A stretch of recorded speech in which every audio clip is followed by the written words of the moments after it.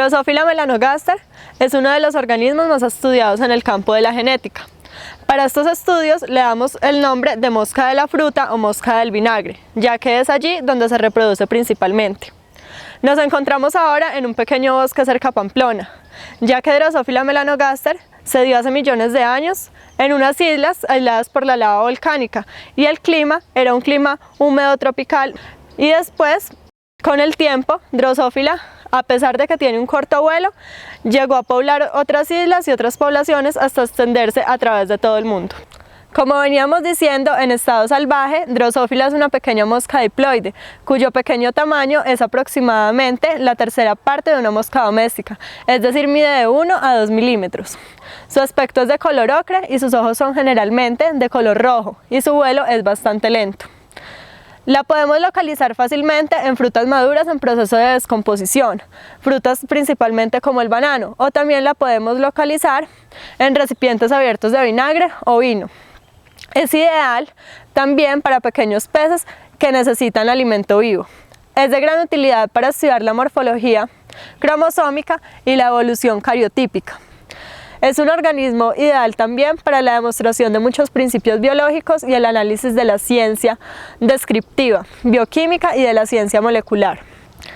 También se utiliza para estudiar problemas de desarrollo y nutrición fisiológicas y conducta animal y reacciones en el apareamiento y respuestas a la luz de diversos colores, porque tiene un número de cromosomas muy bajos, que es 2n igual a 8, y sus larvas presentan cromosomas gigantes en sus glándulas salivares, además de tener, en primer lugar, un ciclo de vida muy corto, que dura aproximadamente de 10 a 14 días, si se incuba a 25 grados centígrados. También es de fácil mantención en el laboratorio. Acerca del pequeño organismo que venimos hablando, nos vamos a detener en el estudio de su ciclo biológico y cada una de sus etapas embrionarias.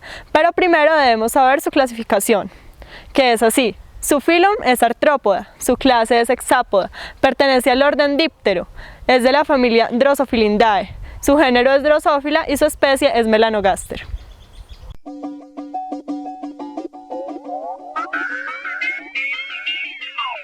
El gen BLAT recesivo está localizado en el segundo cromosoma, en una posición de ligamiento de 48,5 unidades del extremo, que afecta al cuerpo de forma que el tarso y las venas de las alas son negras.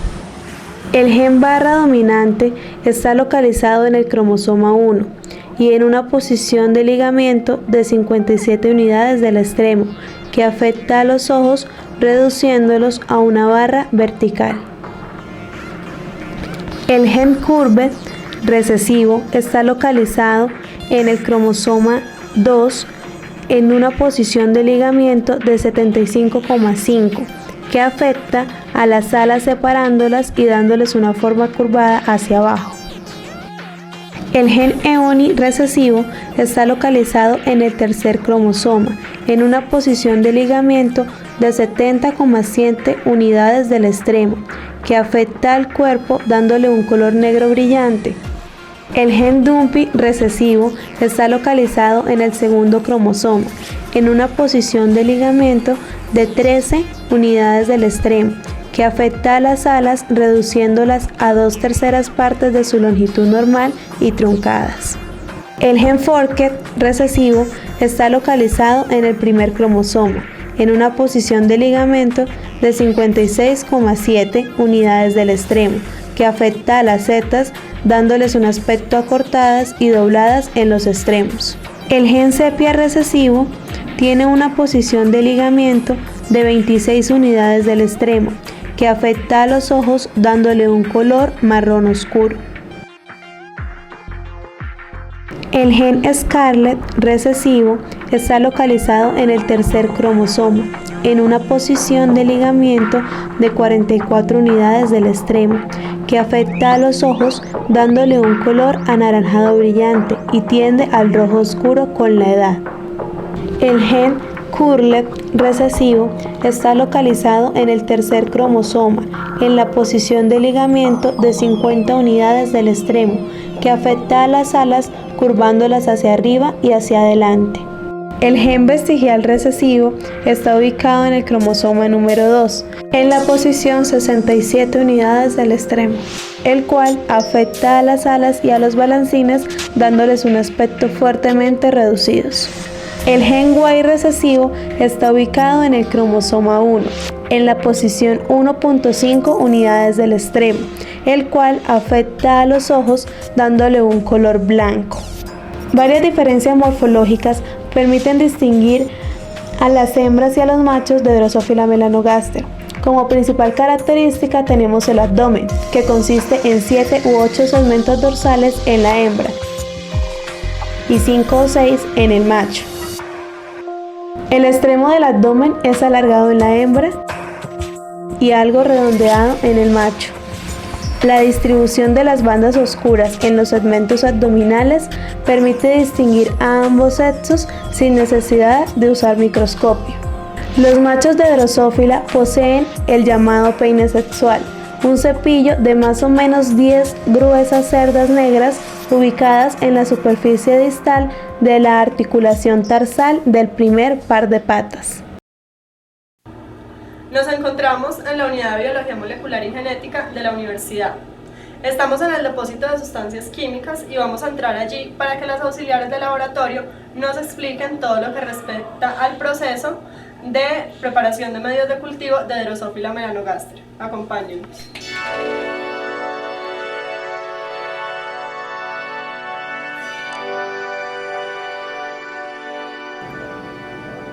A continuación, les voy a mostrar las sustancias que vamos a emplear para preparar el medio de cultivo de la Drosophila melanogaster. Necesitamos 60 gramos de harina, necesitamos 60 gramos de azúcar, 11 gramos de levadura activa, 12 gramos de agar bacteriológico.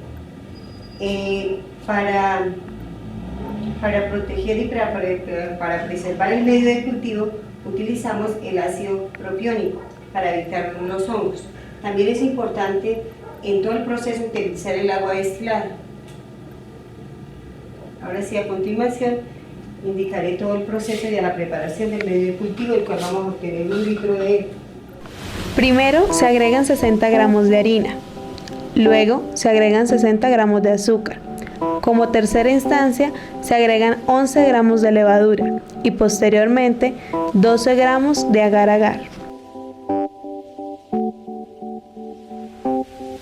A través de una probeta se miden 250 mililitros de agua, los cuales se vierten en un vaso de licuadora adicionando seguidamente la mezcla preparada anteriormente, adicionando a la postre los otros 250 mililitros de agua para completar 500 mililitros. A continuación se licúa toda la mezcla, pasándola así a una olla en el fogón, en donde se revuelve constantemente para evitar que el medio en preparación se pegue a las paredes de la olla. Simultáneamente se licúan 60 gramos de banano con 500 mililitros de agua para completar 1,5 litros, agregándolo a la mezcla sin dejar de revolver, probando a través de una gota de medio la consistencia sobre un vidrio de reloj. Una vez que el medio se torne espeso, se procede a agregar 5,5 mililitros de ácido propiónico. Finalmente, se procede a servir en frascos de compota hasta la mitad, con las medidas necesarias para evitar cualquier tipo de contaminación.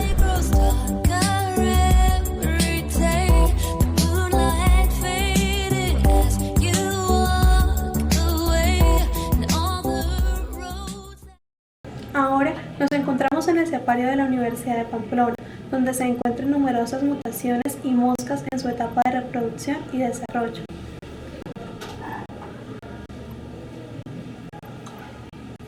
La temperatura óptima de incubación para Drosophila es de 25 grados Celsius, ya que una exposición continua a 30 grados Celsius puede producir la esterilidad o muerte de las moscas, y a temperaturas más bajas se prolonga el ciclo de vida perjudicándose la viabilidad.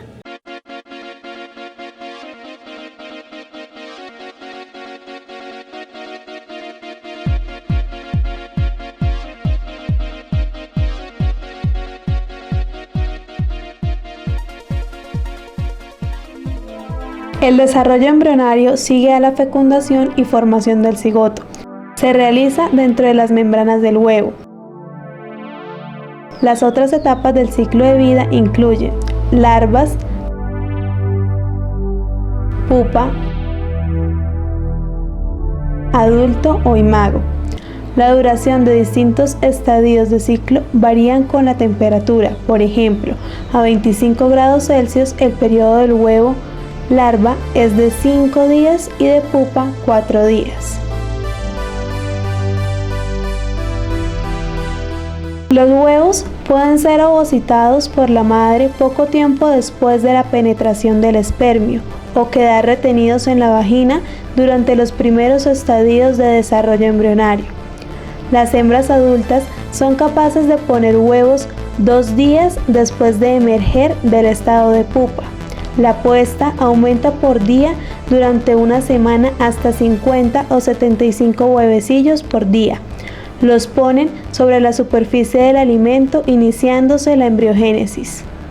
El huevo es ovoide, mide alrededor de 0,5 milímetros de longitud con 2 pequeñas proyecciones que emergen de cada extremo. Estas son aplanadas y sirven al huevecillo para que no se hunda en el medio de cultivo. El lado dorsal es algo más plano que la superficie ventral, que aparece redondeada. Está revestido por una membrana externa, el corion, constituida de células hexagonales.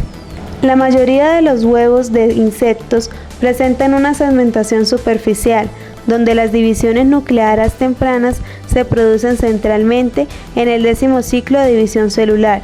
Se forman las células polares en la región posterior y los núcleos y sus islas del citoplasma migran hacia la periferia de la célula. Esto genera el blastodermo sincitial. Después del 13º ciclo, las membranas del ovocito ingresan en los núcleos para formar el blastodermo celular. La formación del blastodermo celular en Drosophila se da mediante la celularización progresiva, en la cual los núcleos se van dividiendo. Mientras que no hay límites celulares, la actina puede verse formando regiones dentro de cada núcleo en división.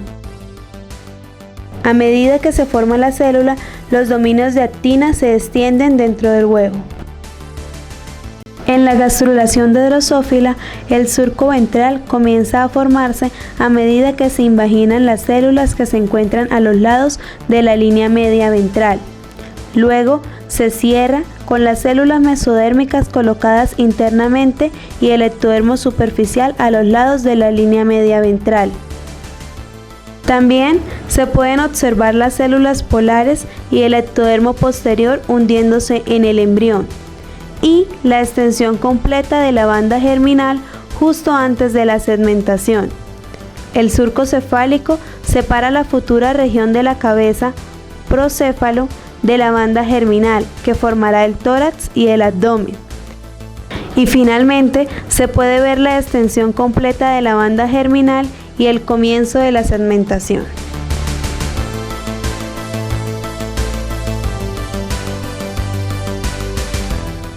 Asimismo, se puede observar el neuroectodermo, que está en gran parte diferenciando el sistema nervioso y la epidermis. Se pueden realizar algunas comparaciones de la segmentación de la larva y del adulto en Drosophila. Los 3 segmentos torácicos pueden distinguirse por sus apéndices. T1, protórax, solo tiene patas. T2, mesotórax, tiene alas y patas. T3, metatórax, tiene halterios y patas. Como se puede ver, hay segmentos, pero también hay parasegmentos, A y P, que representan los compartimientos anterior y posterior de los segmentos. Los parasegmentos están desplazados un compartimiento adelante. MA, MX y LB representan a 3 segmentos de la cabeza: mandibular,